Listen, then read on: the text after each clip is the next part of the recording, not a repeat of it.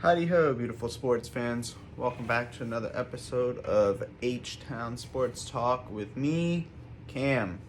So today is Friday, May 29th, and it's probably going to be a shorter episode just because I'm trying to post a few episodes back to back to back, but we will discuss what we discuss. Yeah, I like the way I worded that. That was pretty nice. Okay, so the first thing I want to start out with is a conversation I have had with numerous people, especially this offseason. DeAndre Hopkins the other day said that he is the best wide receiver in the league. If you give him Drew Brees to throw to him, or Matt Ryan to throw to him, his whole career, by the way, he didn't just specify recently, he said his whole career, that he would have better numbers than Michael Thomas and Julio Jones. So I'm not a big DeAndre Hopkins fan just because he played for the Texans. I'm not a big Texans fan. However, I do think there is some truth behind this. Deshaun Watson is a great quarterback. I love Deshaun Watson. Kind of mad that he went to the Texans, but I thought he would be pretty good when he came out of college. However, before that, I mean, the Texans had Brian Hoyer and Matt Schaub and what's that other guy's name? Oh, I can't remember his name. The one that came over from Broncos. Oh, that's gonna eat at me until I remember his name. Anyway, so I mean, they've had some pretty crappy quarterbacks in the past. So it makes sense that he would have that as his argument. I mean, yeah, Michael Thomas has had Drew Brees to throw to him. And Julio Jones has had Matt Ryan to throw to him. So it makes sense that he would say it like that. Now, if you go by just the Madden numbers, which, I mean, it's not the greatest argument and it's not the best thing to base your argument on, but DeAndre Hopkins is a 99, right? So it makes sense. On that note, my favorite Texan player is Andre Johnson. And I think Andre Johnson could have been even bigger if he had someone to throw to him his whole career. So I guess that's kind of the same argument that DeAndre Hopkins is making right here. But, I mean, the one time that Case Keenum started for the Texans, he aired the ball out a lot, which did a lot of great things for Andre Johnson, but it was at the end of his career, so, I mean, yeah, and I know that DeAndre Hopkins has to be excited about having Kyler Murray to throw to him. I'm not a Kyler Murray fan because he went to Oklahoma, but, I mean, oh well, right? So, let's move on to our next subject. Melvin Gordon. Melvin Gordon today said that he would be comfortable with playing games with no fans in the stands just because he played for the Chargers, who never have fans in their stands. I mean, so if you go back and you look at Brock Osweiler, that's his name, Brock Osweiler. That's the one they paid a lot of money to, and then they just didn't even play him. Had to look it up. Sorry, that was bothering me, guys. Yeah. So, what was I on? Melvin Gordon. Yeah, Chargers have never had fans. And last season when they were playing at, SoFi Stadium or whatever the stadium was they were playing at, that little soccer stadium, yeah. They didn't have any fans. The Rams didn't have any fans. I don't think it's going to be any better this year. I think what's going to happen is a lot of the opposing team's fans are going to show up to that stadium. Luckily, the Cowboys play week 1 against the LA Rams in their new stadium. I am hoping that the Cowboys can do what the Giants did to us back when we opened up our new stadium and the Giants came in and ruined the whole opening and beat us. I think there will be a lot of Cowboys fans there, and that'll be really nice. But yeah, so I mean, I guess Melvin Gordon's gonna be comfortable. It makes sense. Kind of mean to say about your old team's fans, but the truth hurts sometimes, guys, and that's got a lot of truth behind it. All right, so the next thing I want to talk about is best duos in the NBA to never win a title. I saw this post on Instagram. I think it was yesterday. I'm looking at it right now. So it has 4 different options on here. It has Penny Hardaway and Shaquille O'Neal, which, just going to be honest, I don't know a lot about them. I know Shaquille with the Magic. That's where he got drafted and everything. It has Amari Stoudemire and Steve Nash. I like Steve Nash, and Stoudemire was good. I believe, if I'm not mistaken, he came straight out of high school. He was one of those players that came straight out of high school, like him and Kobe and LeBron all came straight out of high school. Karl Malone, John Stockton.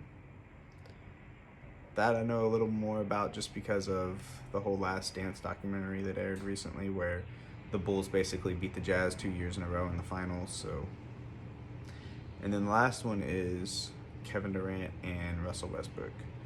Now, I'm a OKC fan. All right, I'm an OKC fan because Kevin Durant went to Texas, and I'm a Texas fan. So I didn't really have a basketball team until I was probably, I don't know, not too long ago. I kind of just followed the Mavericks because that's what my dad followed. But yeah, so I'm an OKC fan. I'm still an OKC fan, but at the same time, I like to see KD do well.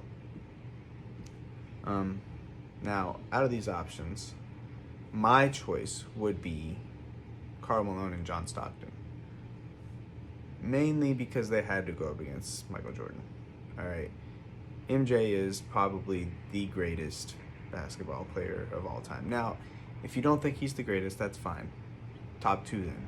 Him and LeBron, top 2. I don't like LeBron, but that's a whole nother issue. Okay.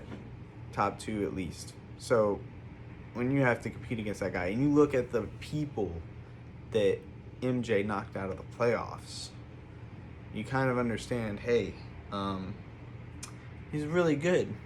All right, so if you have to go up against that guy back to back to back, yeah, and you don't make it, it's kind of like, what are you gonna do? Now, Kevin Durant and Russell Westbrook, I think that's a whole different issue. I just think Russell Westbrook has games where he's just off and he tries to shoot it from deep and he's not hitting it from deep, but he doesn't know not to shoot it from deep. And I think there was a little friction between the two of them, not gonna lie. I don't know. I mean, I like Russell Westbrook, but when he left the Thunder, I wasn't completely upset and distraught because, I knew it was going to happen eventually, and it's not like we're doing terrible without him. We're not doing anything without him right now, but we're not doing terrible without him. And Amari Stoudemire and Steve Nash. Now, I didn't get to watch a lot of them play because I wasn't really into basketball back then, but Steve Nash was really good. Stoudemire, I don't know. I think he's a little overrated, but what do I know, right? I'm not even going to discuss Hardaway and O'Neal just because I have no knowledge of them, honestly. O'Neal was a bad man, and if he played today, he would kill in the league because there's no real big men in the league anymore.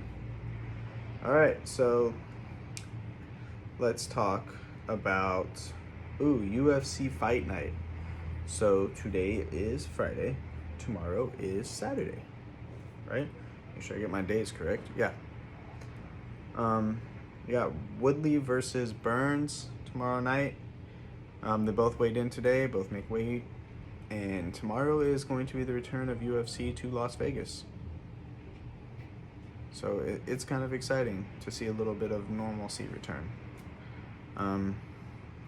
It's all on ESPN and ESPN Plus, so it's not really pay-per-view unless you consider ESPN Plus pay-per-view. I mean, I don't consider it pay-per-view because for the month, but whatever. Yeah, so I'll definitely watch those because I'm off, and it's really nice being off. Another subject I want to bring up that I've brought up 2 episodes in a row now, and I'm sorry for bringing it up again, guys, if it's annoying, but I want to talk about the match real quick. I saw a article that was talking about like these experts were predicting, or not really predicting, I guess they were kind of like hoping who would be involved in the match next time. So they discussed MJ, of course, they discussed Steph Curry. They also threw a couple other names out there that I didn't really think of at the time, but Larry Fitzgerald, who is a really good golfer. He plays in a lot of programs. So the only problem with Larry Fitzgerald, I feel like, is he's a really nice guy. And I mean, that's just the vibe I get from him. He's a really nice guy, and I don't see him talking a lot of trash. The main reason I tuned in to watch Peyton Manning and Tom Brady is because I knew they would talk a lot of trash to each other. A couple other names that were thrown out there was Matt Damon and Will Smith. Now, I didn't know Will Smith played golf. Still don't know if he plays golf or not. But it'd be cool to have some celebrities out there. But then again, my thing is, I don't know, like we have programs, but I guess the fact that this would be a smaller number of people would make it better because, you know, it's more competitive and stuff like that.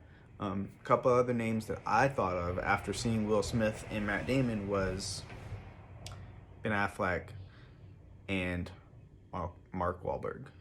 Mark Wahlberg I know is a golfer because I see him golfing all the time, and I just feel like he would talk a lot of trash to anybody he played against. And he's pretty funny, you know. He's a good guy. He's probably one of my favorite actors. Alright, so the last subject we're going to discuss today is the highest paid athletes for last year. So, earnings from June 1st, 2019 to June 1st of 2020. Now, number 1, you got Roger Federer. Alright, what is like the first time a tennis player has reached number 1 ever or something. Alright, I mean, he's really good at tennis. I don't watch tennis, I'm sorry. Then you got soccer player, LeBron James, which makes a lot of sense because he's LeBron James. Steph Curry makes a lot of sense because he's Steph Curry. Kevin Durant makes a lot of sense. Tiger Woods, with him coming back in the Masters last year, it makes a lot of sense that he would be up there. 62.3 million. Now it goes, so Roger made 105 million, and Tiger Woods is 8 and he made 62. I mean, that's a huge gap, I feel like, right there. Huh. Okay. And then number 9, which is surprising but not surprising when I stopped and thought about it for a second, but Kirk Cousins was the highest paid NFL player for last year at $60.5 million. Yeah. I mean, okay. Okay, guys. Now, I'm not a Kirk Cousins fan. Alright, and Kirk Cousins is not very good, and I am tired of people saying how good he is. He won a few games with the Redskins, who did nothing in the playoffs. And then he asked everybody if they liked that. I don't understand. Why did they pay him so much money? They could have paid a lot less money to somebody else and got better players around them. Whatever. Whatever. I don't understand all the fuss over Kirk Cousins. I'm sorry. I just don't. Number 2 in the NFL is Carson Wentz. Now, I'm a Cowboys fan, so I'm not even... Eagles, you paid too much money to the wrong guy. I'm sorry. Wait, he got you to the playoffs, right? Yeah. Okay. Where'd you go after that? Nowhere. Jared Goff, number 3. I mean, he made it to the Super Bowl and done really anything since they lost to the Super Bowl, 13-7. Ridiculous. Number 4, Tom Brady, $45 million. Okay. 6 rings. Okay. Drew Brees, number 5, $44.8 million. Okay. The only 2 names on that list that should be on that list are Tom Brady and Drew Brees. And if you notice, all 5 of the players are quarterbacks. It's a little much, I think. A little much. Alright guys, so that's going to be it for this episode. I'm going to try to post every day for the next few days. Hopefully we'll get some news in that I can talk about. Tomorrow night we're going to have the fights. But I don't know. We'll figure out something else to talk about during the day. Yeah, so make sure you subscribe to my podcast, subscribe to my YouTube, comment, let me know how I'm doing, leave a like.